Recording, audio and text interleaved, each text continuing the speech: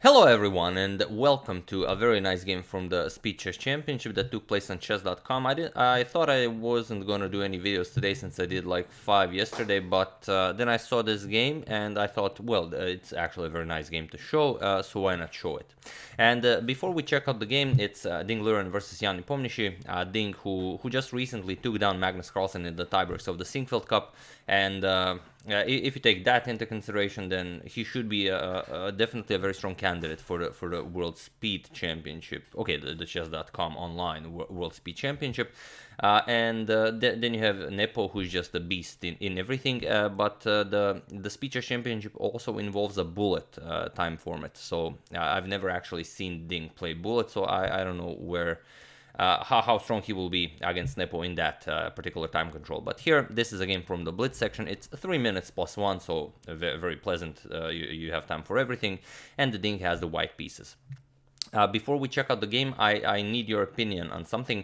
I was contacted by a company that created this app for Android. Maybe they have it for Apple as well, but they asked me if I wanted to review their app. The app is about chess, but also about poker. So I've never actually reviewed any apps. Okay, I did review the Play Magnus app, but that's basically just playing chess, so that doesn't really count.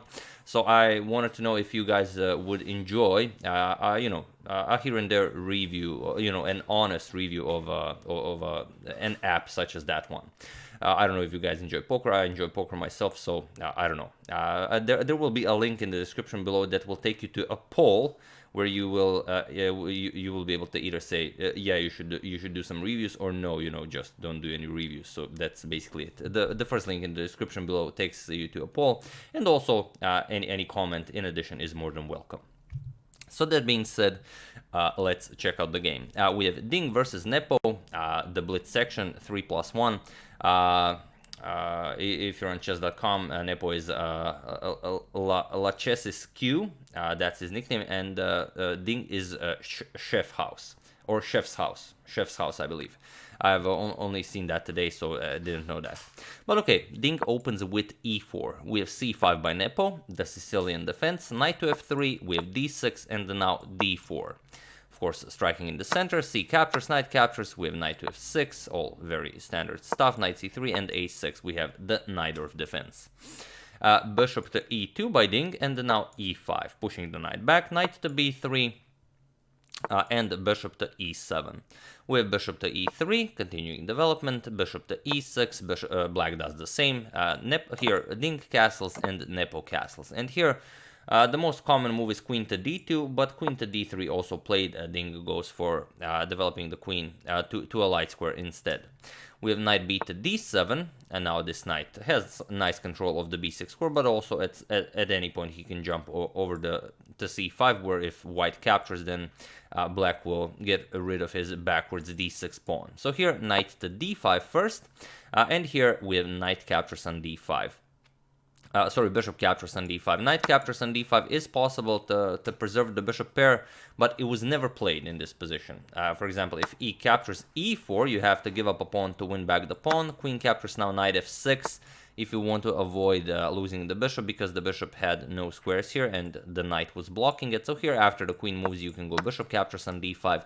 And although, the material is equal, but black has a d6 pawn, which is an isolated pawn, also not a very strong pawn. So no wonder why no one ever played it. So bishop captures on d5 instead, e captures, and now g6. And there is one game in the database where f4 was played, striking in the center right away, but the Ding goes for a4, prevents b5, also prepares to push a5 himself. And it is as of move 13 that we have a completely new game. We have knight to e8, Nepo is now ready to push f5, we have a5 by Ding, now not allowing b5, b6, also having very nice control of the b6 square. We have f5 by Nepo, and now f3, making an escape route for the bishop on f2. We have bishop to g5, offering a trade of dark square bishops. Also, if white trades, then Nepo gets the queen into the game very, very successfully, and now c4 by Ding, expanding on the queen side, also strengthening the center. At some point, Ding will want to move the knight and get this pawn over to b4, which will make a very nice queenside pawn structure.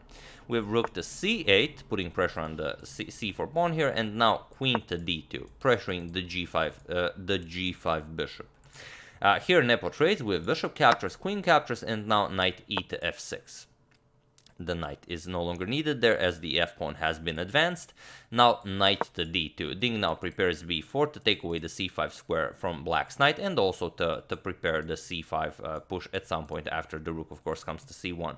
And here you don't gain anything by grabbing the c5 square right away. After b4, that knight can only go back. There's no other square the knight can go to. So after this knight to d2, we have f4 attacking the queen, queen to f2 by Ding, and now queen to e7, developing the queen, connecting rooks, and ready to push e4. But here Ding calculates precisely, and it's not an easy calculation to make in a blitz game. Here Ding pushes b4, controls the c5 square, rook c1, c5 are coming, and he says e4 is not a problem, and indeed it isn't a problem, because after e4 you can just trade. Pawn captures, knight captures, and if knight captures, queen captures, then black runs into some very serious problems after bishop to g4, attacking the knight. You cannot defend with the rook because bishop to e6 will just win material, so you have to play something like queen here, but after this check, you again run into problems. King g7, queen to d4 check, the king goes to h6, and now it's just a terrible position for white. You can go rook a3, go rook to h3. The position is lost for black.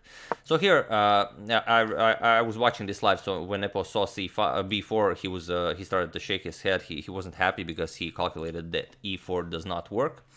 So king to h8, not allowing this maneuver to come with check. And now comes bishop to d3 by Ding. We have queen to g7. So the e4 push doesn't work for the moment. And now comes rook a to c1. Nepo repeats. He has to wait and see what the Ding will do. And now rook f to e1. We have rook to c7, and now comes knight to b3, now that the b-pawn has been pushed, and here Ding prepares a very nice maneuver. Also, the knight from b3 supports c5 nicely if needed. We have rook f to c8, Nepo doubles up on the c file, but now comes rook to c2. Here, Ding with ideas maybe of also doubling up on the c file to further prepare c5. We have king to g7, and only now that the king came to g7, now Ding goes for knight to d4. And now there's a threat of just knight to e6 check, as the king is now on g7 to win material here. So here we have knight to f8, preventing, well, not preventing, but the knight now guards the e6 square, so it's not a problem. And now Ding finds a beautiful move. You can even pause the video and try to, you know, just what would you play here in this position? So for those of you who found bishop to f5, congratulations, as it is an excellent move and the one that Ding played. And for those of you who just want to enjoy the show, yeah, it's bishop to f5. Here, of course, the bishop cannot be captured because just check and you lose the queen. And if you don't grab the bishop, now the e6 square again becomes available to the knight, because then you place your bishop here, and then, well, that will be a monster bishop. And here, okay, we have rook back to a8. The rook is under attack. You have to move it. And then now comes knight to e6 with check. We have knight captures, bishop captures, and now knight to d7. We have c5, now finally advancing the c5 pawn. D captures on c5, and here, before recapturing, first giving up the monster bishop with bishop captures here, because you want to remove one of the defenders of either of the pawns. So here rook captures on d7 was played, and now rook captures on c5, defending the pawn here. And here rook back to d8 by Nepo, pressuring the d5 pawn. And here everyone thought Ding was gonna go either rook d1 to defend the d5 pawn, or queen to d2, or queen to a2, just guarding the pawn here. But here Ding just played d6. And it's a very interesting move. He says, okay, your king is wide open, I'm giving up this pawn for this pawn, and I'm gonna mate you. So okay, Nepo played rook captures on d6, we have rook c captures on e5, the queen has to move, queen to f6, and now rook to e7 check. And now Nepo escapes to h6. King to g8 seems to be the way to go. But Nepo prefers king to h6, as it seems to be a safer square. the black queen covers the h4 square, so there are no checks from this side. But here, Ding has to go for rook captures on b7 because not that obviously. There's the threat of rook to d2, and it's a pretty big threat. And here Ding spent a couple of seconds calculating, and he decided to go for h3. h3 is too slow. He had to go for rook captures on b7, which counters rook to d2. Now, if rook to d2, just queen to a7, and you don't have a good response to this. You have to go king to rook to h8 to guard the pawn, but now just king h1, and now you don't even have queen to d4 check to trade queens, and here white is just better. But Ding thought that he needs an additional safety square for the king. He played h3, but now Nepo goes to rook to d2. And now it's different. Yes, okay, you can go queen a7, but then you go queen a7 without a threat. So here we have queen to c5, just getting the queen out of the way, and now Nepo goes for queen to b2. Queen to h4 also a possibility, but Nepo prefers queen to b2, just going after the b2 pawn, g2 pawn. And now it seems that all of a sudden, Ding had a wonderful game, everything was going for him, he was on the attack, but now it seems that Nepo is on the attack. What happens here? How do you defend here if you're Ding with white? So it's not easy. Feel free to pause the video and try to find the best move for white in this position while I give you a few seconds. So for those of you who were able to do it, congratulations on being a magnificent defender. And for those of you who just want to enjoy the show, it's either, well, king to h1. So if you found this, really just congratulations. You just don't allow this capture to come with check. And basically, black doesn't have a better move. Black has to capture, so after rook captures on g2, now what you've done is that you've disconnected the rooks. The rooks no longer protect each other, and that's very important. And now you have rook captures on h7. That's the point. So after king captures, you will have queen to e7 check with a double attack. And also, if the queen blocks with queen to g7, then it's not a problem. You will just go queen to h4 check. You can pick up the other rook again with check. You'll pick up the rook on g2. So this will not be an option. You will have to go king to h6, and now just queen to h4 check, and you have a perpetual, since black is not allowed to block with the queen. King g7, just queen e7 check. King goes back. You can never go to the back rank because the rook will fall with check. So that's one way to do it. After this queen to b2 move, king to h1, and there's also the other one, which is which is rook to f7. It's just much weirder. It's quite similar. After rook captures on g2, this time rook captures on g2 comes with check. That's why it's weirder. So if any of you found rook to f7, that's super weird, but you know, congratulations. Because after rook captures on g2, king f1 and rook to g3, now not allowing this capture to even exist. Also, you threaten queen to g2 mate. Now you again have rook captures on h7, king captures, and now, well, again with the same check, queen e7 check. Now you block with the queen, queen to g7, and now it doesn't work again. So you cannot block with the queen. You have to go back. King goes to h6, and now again queen to h4 check. King to g7 and queen to e7. So again, you have a draw. So it would seem that after Nepo's queen to b2 move, the best Ding has is a draw. But Ding says, I don't need a waiting move like king to h1 or rook to f7. Ding plays rook to h7 right away. So everyone was like, what is this? And but you know, he's Ding, so it could be working.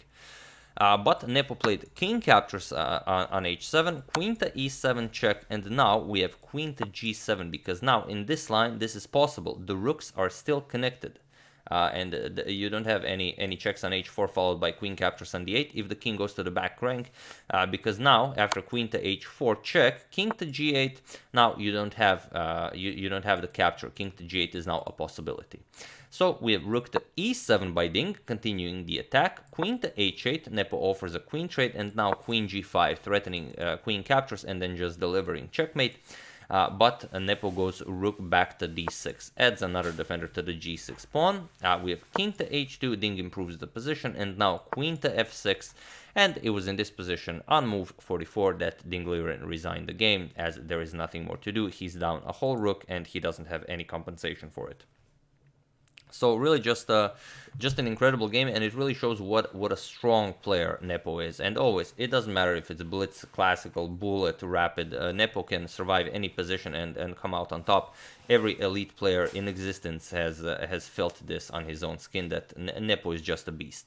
So I really thought, yeah, okay, I've never seen Ding play bullet, but as he did beat Magnus in the Seinfeld Cup in the tie breaks, he really crushed him. It was just phenomenal to watch. I don't know.